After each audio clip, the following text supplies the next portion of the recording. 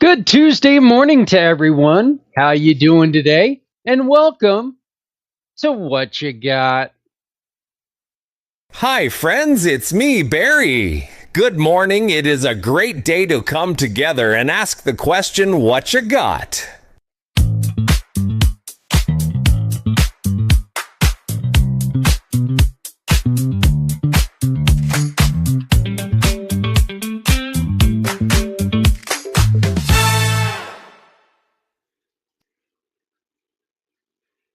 So today we're standing up in solidarity. That and I'm really tired, and if I sit down I might fall asleep while I record this. So I'm standing up because then if I fall down I hurt myself and it's funny and you guys get entertainment. But no, seriously, today we are honoring a group of kids who changed their own lives and the lives of people ever since. So today on What You Got, we honor courage, not the quiet kind that hides in the background, but the kind that stands up and speaks out and refuses to sit down when the world demands silence. Today, we recognize Youth Day, a day born from the bravery of South African students who stood against apartheid in June 16th, 1976. Their actions changed a nation, shook a world, and continue to inspire movements for justice today. Let us take a moment to step back into history. Let us feel the weight of what those young people carried. Let us understand why their voices still matter. In 1976, South Africa was deep in the grip of apartheid, a system built to divide, control, and suppress. I remember as a younger man hearing about apartheid all the time. We heard about it. We knew it was bad here in America. I was too young to understand what these kids were going through, what these adults were going through, what people were going through. Apartheid in in my mind, the way that I see it, apartheid was just cruelty. And it really is a way that quite honestly, if we're not careful, folks, we're leading ourselves into class division again. Okay. And we don't need this. We don't deserve it. And we shouldn't have it. You are free to have your beliefs and your rights. But guess what? So am I.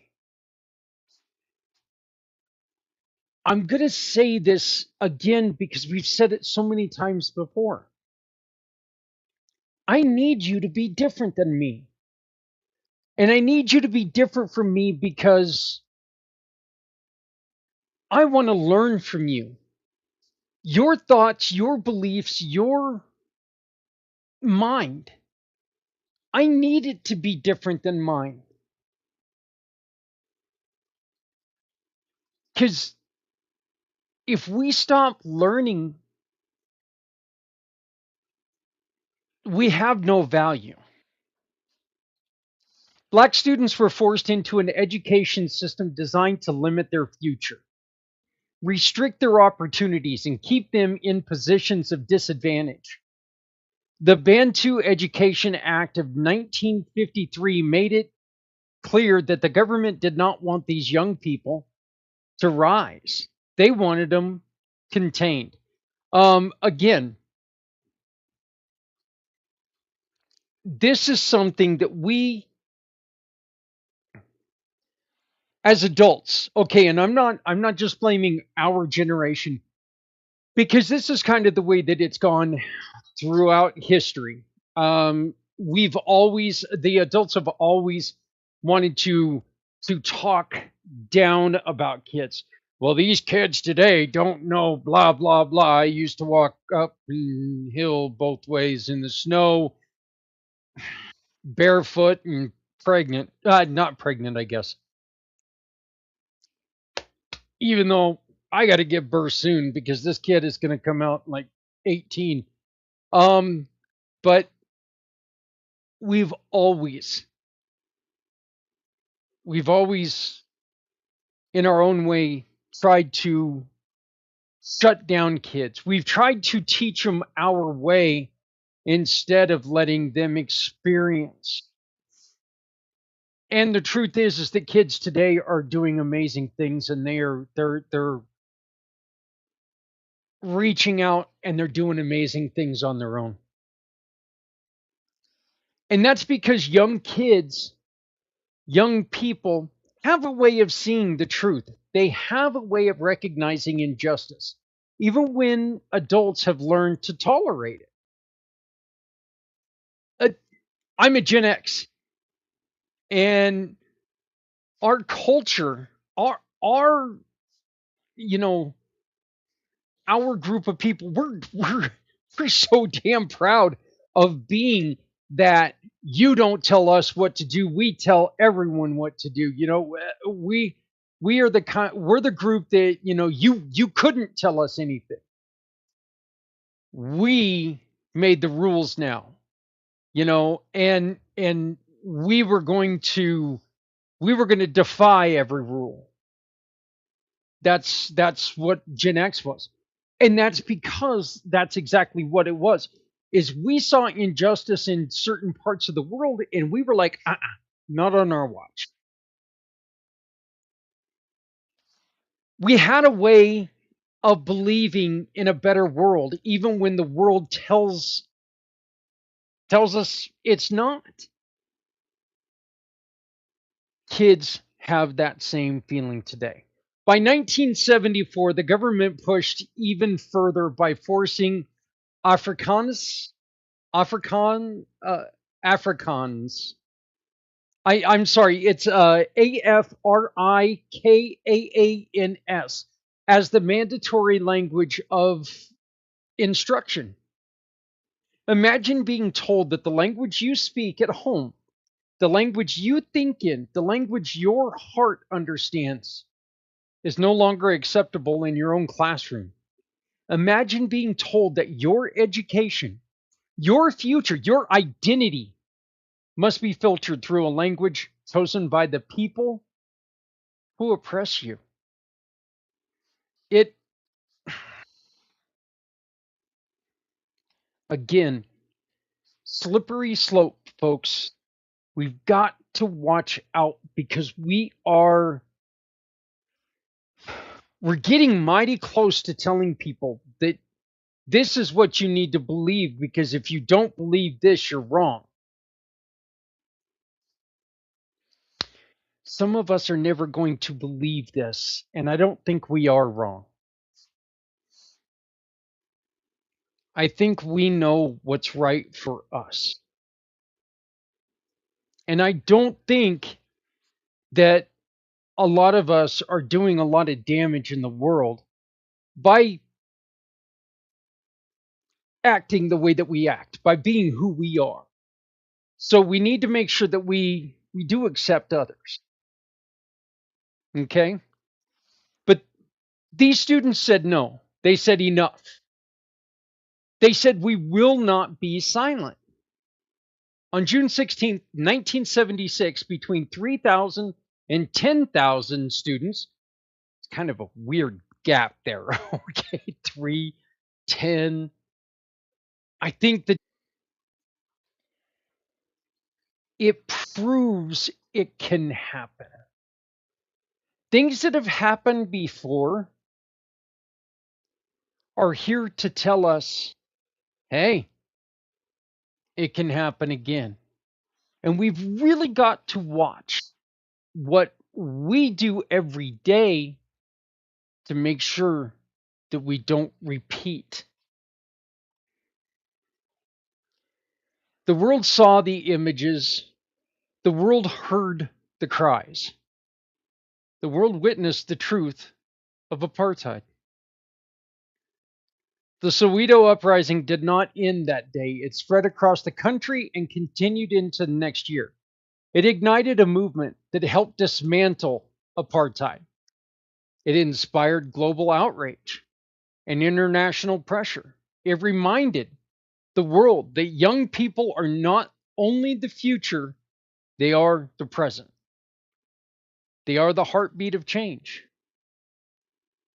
And Youth Day is not just a South African observance. And it shouldn't be.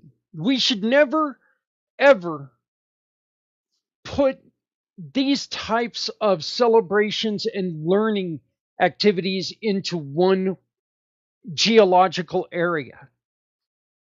One of the things that we are trying to do with the miracle of the season is that we're trying to make it to where no matter where you are, you're able to feel free to talk about what you celebrate. This is something that, this is one of those things that kids need to learn. Kids need to be aware of. Because if they're not, I'm sorry, but again, there's potential of reliving it. And we don't need to relive this stuff. There's no need to. But again, Youth Day is not just it's not just a South African observance. It's a reminder to all of us that courage does not wait for adulthood. Courage does not require permission. Courage does not ask if the timing is convenient. Courage rises when injustice becomes unbearable. And today we honor the students of Soweto. We also honor the young people in our own communities who are fighting for education, opportunity, safety, and fair chances at life. We honor the students who speak up when something's wrong. We honor the young leaders who organize, who volunteer, who dream big, and who refuse to accept a world that leaves people behind. Their voices matter. Their courage matters. Their dreams really, really matter. I'm going to go somewhere where it's a little bit dangerous. Yes, I'm going to be talking about this. I couldn't imagine having to do the drills that they have to do now. We, my age, did nuclear explosion drills. Okay? We had to do the siren in case there was something like that. Then we had the fire drills. Thank God they stopped doing the nuclear drills when I was in like third grade. But we were still in the height of the Cold War. We had thank God that Reagan brought down the temperature a little bit, and that started to help. But the Cold War was a scary time for people as well here in America. But I mean, yeah, I remember doing the nuclear, and I also remember thinking to myself, what's this going to do? I didn't know anything about nuclear explosions, but I knew I wasn't going to live through it. Tucking my head and stuff. I wasn't going to live through it. It's kind of like doing the whole tornado thing, the tornado drills. You sit in the hallway and you cover your head and stuff. You're a little 17-pound child, and a brick falls on you. Hope you're strong. So kids, still do what you're told. You have a better chance of living than if you don't do it. But I still couldn't imagine doing what these kids have to do today with some of the things that they do. And kids have the right to come out and say, look, this is enough. We deserve to be able to go to school and walk and make it home. They're scared, and they have every right to be. I'm a believer in guns. I am a believer in gun ownership. I'm also a believer that, you know what, you need to be responsible with your guns, and if you're not, you need to lose them. I'm also a believer that if you don't have the right training, you shouldn't ever be allowed to be anywhere near one. So I don't even mind the fact of maybe even doing a little bit of mental health exams to make sure that you are still within your mind. You absolutely should have the right to own a gun, but you do not have the right, and you should never have the right to take someone else's life with that gun. This all brings us to our giving partner of the day, Fitzgerald Build, one of our brand new partners.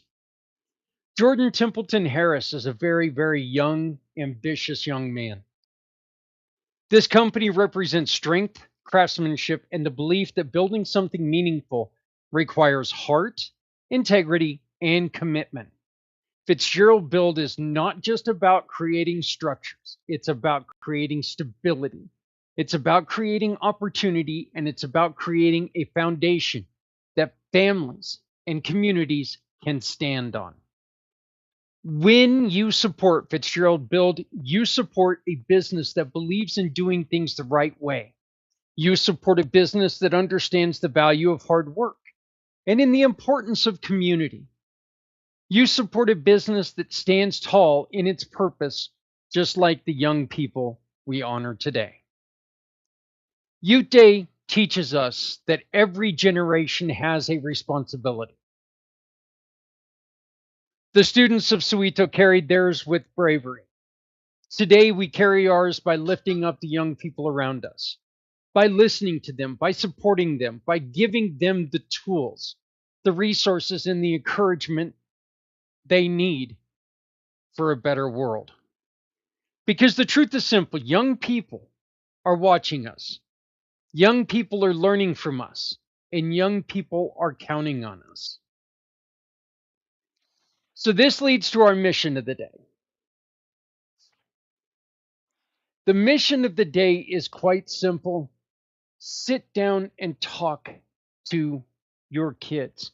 Talk to your nieces, your nephews. Ask them a question. One of the greatest questions that we've ever asked kids was, what can you do today to help support someone in your community? Folks, I was so impressed with their answers because they don't think about money. Money hasn't gotten into their brain yet. They know that money's out there. They understand that money is something, but they don't think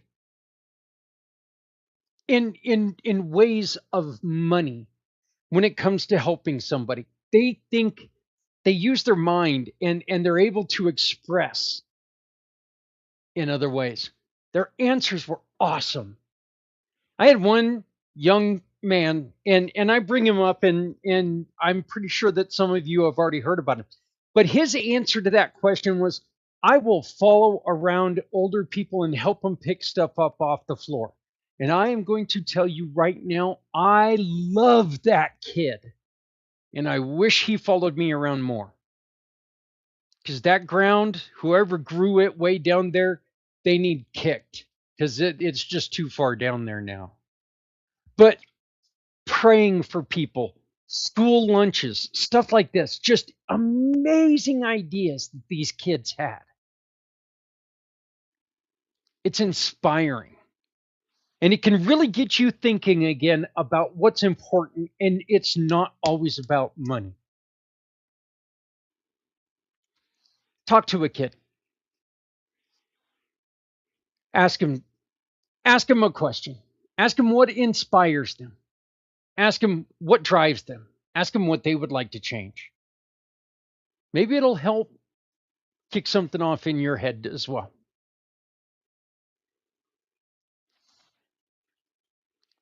Kids need us to show them what compassion looks like. They need us to show them what integrity looks like. They need us to show them what a community looks like. And that's what we're trying to do here at Community Pay It Forward. We're trying to give people a way to express themselves. But we need your support to make this a thing. When you choose to help someone, you're teaching a young person that kindness is powerful. When you choose to stand with a giving partner like Jordon, you're teaching a young person that community matters. When you choose to speak up, show up, and lift someone who's struggling, you're teaching a young person that courage is not just something found in history. It's something found in everyday people who choose to care. So today, let's honor students of Soweto by honoring the young people in our lives. Let's encourage them. Let's support them. Let's remind them their voices are needed. Their ideas are valuable. Their future is worth fighting for. Here's your what you got for the day, folks. Very simple. What was that first lesson that you learned in life? Please put it in the comment. Like, share, subscribe. Help us spread this. Sorry, this one's gone a little bit long, but this one's pretty important. What was that first lesson you learned as a kid? Mine? Labor Day was very important in my household. Mom and Dad always had the 3-day weekends, and we would go and we would do the putting the money in the fireman's boot, and then we would always go to TCBY. And we didn't have a lot of money when I was a kid. We still don't. But Labor Day meant a lot because we knew we were going to do something good with the firemen, who, of course, were heroes anyway. And then we as a family were going to go to TCBY. We were going to get a treat because we did something good. Hell, I still remember where the TCBY was in Garden City. Went there the other day. We actually stayed at the hotel. Adrian and I stayed at the hotel last time we went to go visit our grandkids. It's no longer there. Made me sad. I was going to go. But there was a car wash right beside it. And so, Dad and I, we went to go drive and wash that truck that honked every time. And I don't know why we washed the thing, but I'm afraid the color was going to fall off. But what's the first lesson you learned as a kid? Please, again, like, share, comment, subscribe. Help us out. Help us grow. Let's honor the adults who continue to stand beside our youth.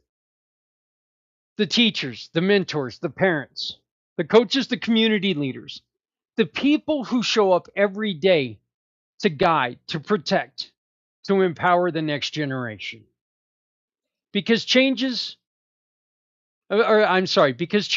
not happen in isolation. Change happens when generations stand together. Change happens when courage is shared. And it happens when community becomes action. Let's remember that bravery is not limited by age. Let us remember that justice requires all of us. Let us remember that when the world becomes better, when we choose to make it better. And here at Community Pay It Forward, we also want to remind you that to ask you to please remember that your purchase has purpose. Your support starts with you. Every act of kindness, every moment of awareness, every choice lifts someone in need, strengthens our missions, and strengthens our communities. So thank you for joining us today. Thank you for honoring the past, supporting the present, and investing in the future.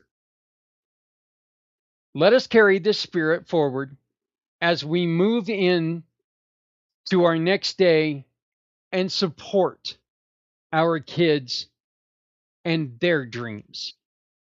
My name is Zach Clayton, president and founder of Community Pay It Forward, the Come Together Compass and the Pack Podcasting channel, saying thank you so very much. Thank you for helping me wake up a little bit. Have a wonderful day. We'll see you tomorrow right here on What You Got.